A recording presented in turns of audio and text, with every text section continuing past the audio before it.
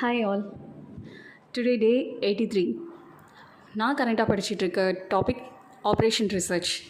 இதில் linear programming problem and linear programming ப்ராப்ளம்னு இருக்குது. இதில் லீனியர் ப்ரோக்ராமிங் ப்ராப்ளமை பொறுத்த வரைக்கும் நான் ஆல்மோஸ்ட் கம்ப்ளீட் பண்ணிட்டேன். இதில் எனக்கு பேலன்ஸ் இருந்தது அசைன்மெண்ட் ப்ராப்ளம். அடுத்தது லீனியர் ப்ரோக்ராமிங் ப்ராப்ளம் இன்றைக்கி ஸ்டார்ட் பண்ணியிருக்கேன். லீனியர் ப்ரோக்ராமிங் ப்ராப்ளம் பொறுத்த வரைக்கும் 3 காம்போனன்ட்ஸ் இருக்குது. இதில் டிசிஷன் வேரியபிள்ஸ், அப்ஜெக்டிவ் ஃபங்க்ஷன், கன்ஸ்ட்ரைன்ட்ஸ்னு இருக்குது. இதில் நான் சொல்யூஷன்ஸ், இதோட வேரியஸ் சொல்யூஷன்ஸ் பார்த்துருக்கேன். இதோட ஃபார்ம் பார்த்து வச்சுருக்கேன். இதில் 3 விதமான variables, slack, surplus, artificial variables, இதோட சில கொஷின்ஸ் அண்ட் ப்ராப்ளம்ஸ் எல்லாமே பார்த்துருக்கேன் முன்னாடியே. இந்த எல்பிபியை சால்வ் பண்ணுறதுக்கு நம்மளுக்கு வேரியஸ் மெத்தட்ஸ் இருக்குது. அதில் ஒன்று தான் கிராஃபிக்கல் மெத்தட். அடுத்ததாக சிம்ப்ளெக்ஸ் மெத்தட்னு ஒன்று இருக்குது.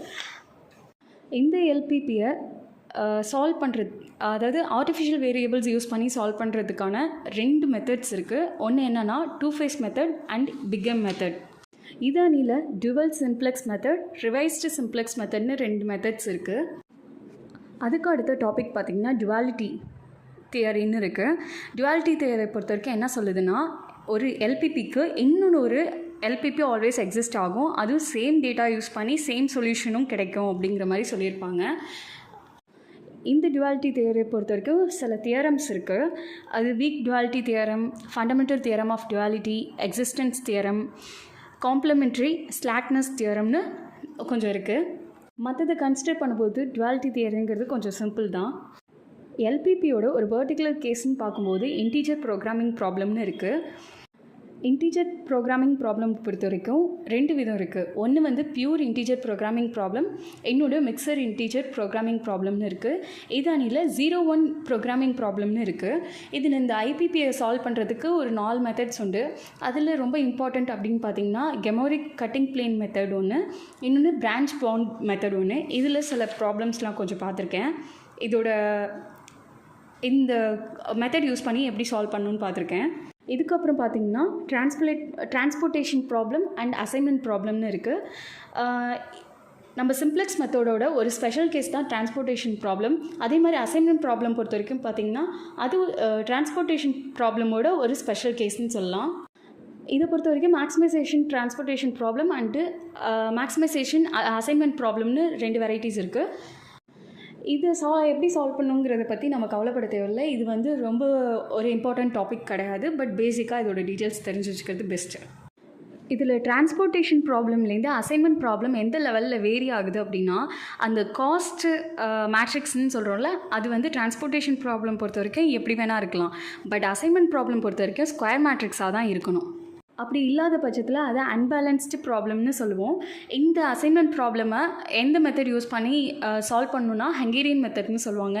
ஏன் இந்த பேருனா, இந்த மெத்தடை ப்ரப்போஸ் பண்ணவர் யார் அப்படின்னா கோனிக்ங்கிற ஒரு ஹங்கேரியன் மேத்தமெட்டிஷியன். ஸோ அவங்க அதே நேம்லேயே ஹங்கேரியன் மெத்தட்னு வச்சுருக்காங்க. இதுக்கு ஒரு 7 ஸ்டெப் அல்காரிதம் இருக்குது.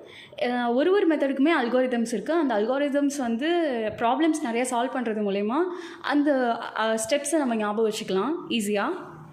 இதோட லீனியர் ப்ரோக்ராமிங் ப்ராப்ளம் கம்ப்ளீட் ஆகுது. இதுக்கப்புறம் நான் லீனியர் ப்ரோக்ராமிங் ப்ராப்ளம். அதை பொறுத்த வரைக்கும் லீனியர் ப்ரோக்ராமிங் ப்ராப்ளம் மாதிரியே இதுக்கும் ஒரு ஃபார்மேட் இருக்குது. அண்ட் இதில் குன்டெக்கர் கண்டிஷன்னு ஒன்று இருக்குது. அதுக்கான நெசசரி கண்டிஷன் அண்ட் சஃபிஷியன்ட் கண்டிஷன்னு 2 வகையாக இருக்குது. இதையே மேக்ஸிமைசேஷனுக்கு ஒரு டைப்பாகவும் மினிமைசேஷன் ப்ராப்ளம்க்கு வேறு ஒரு டைப்பாகவும் இருக்கும். இன்றைக்கி இதோட சில ப்ராப்ளம்ஸ் நான் பார்த்துருக்கேன். நாளைக்கு இதோட ப்ராப்ளம்ஸோட கண்டினியூஷன் அண்டு நெக்ஸ்ட்டு ஒரு அடுத்த கான்செப்ட்குள்ளே படிக்க ஆரம்பிக்க போகிறேன். இன்றைக்கி ஓவரோட ஃபுல் வியூ உங்கள்கிட்ட சொன்னதுனால டைம் நிறையவே எடுத்துக்கிட்டேன். நாளைக்கு அப்படி இருக்காது. நான் இன்னும் டைமை மினிமைஸ் பண்ண பார்க்குறேன். இந்த மாதிரி டீட்டெயில்ஸோட வேறு எதுவும் உங்களுக்கு ஆட் பண்ணால், இன்கேஸ் என்னோட ஜாயின் பண்ணி நீங்களும் ஃபாலோ பண்ணுறதுக்கு ஈஸியாக இருக்குன்னா சொல்லுங்கள். நான் அது என்னென்னலாம் ஆட் பண்ணலாமோ நான் கண்டிப்பாக பண்ணுறேன். ஆஸ் எ டீச்சராக நான் பார்க்கும்போது நம்ம என்ன படிச்சிருக்கோம், நம்ம யார்கிட்டையும் அதை மறைக்க தேவையில்லை.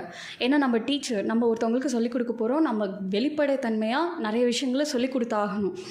ஒருத்தவங்க நம்ம இவ்வளோ படிச்சிட்டோமா அப்படிங்கிறதெல்லாம் நினைப்பாங்களோ அப்படின்லாம் நினைக்காம நம்ம என்னென்ன படிச்சிருக்கோமோ அதை எக்ஸாக்டாக ஷேர் பண்ணுறது நம்ம ஒரு ஹானஸ்ட்டாக இருக்கிற மாதிரியானது தான். ஸோ இது எனக்கு தப்பாக தெரியல. ஸோ நான் எல்லாத்தையும் ஷேர் பண்ணிகிட்ருக்கேன். இந்த யூடியூப் பிளாட்ஃபார்மை நான் நல்ல விதமாக யூஸ் பண்ணிக்கணும்னு நினைக்கிறேன். இஃப் இன்கேஸ் உங்களுக்கு ஏதாவது சஜஷன் கொடுக்கணும்னு நினச்சிங்களா, இல்லை என்கிட்ட இதெல்லாம் ஆட் பண்ணுங்கள், இப்படி செய்யுங்க எங்களுக்கும் யூஸ்ஃபுல்லாக இருக்கும் அப்படின்னு நினச்சிங்கன்னா நீங்கள் கண்டிப்பாக கமெண்ட்டில் லீவ் பண்ணுங்கள். நான் என்னென்ன எஃபோர்ட் போட முடியுமோ போட்டு உங்களோட சப்போர்ட் பண்ணி நான் இந்த யூடியூப் ஜேர்னியை கொண்டு போகலான்னு நினைக்கிறேன். தேங்க்யூ.